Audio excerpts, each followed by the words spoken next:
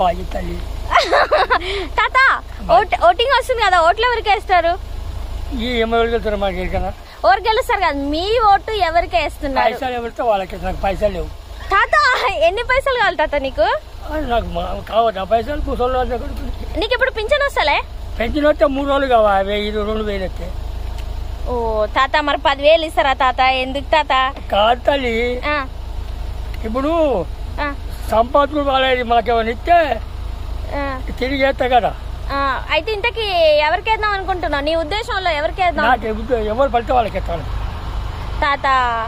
అయ్యయ్యో, కేసీఆర్ ఒక్కళ్ళేం కాదు అది అంటారు కాబట్టి కొత్త కేసీఆర్ అంటాం. అది నాకు నేను ఇప్పటికి నేను 75 ఉన్నా. ఓకే, అంటే కేసీఆర్ జరిగే కానీ ఎవరు ఇస్తే తీసుకుంటా అని. అంతే అంతే, ఇస్తారు.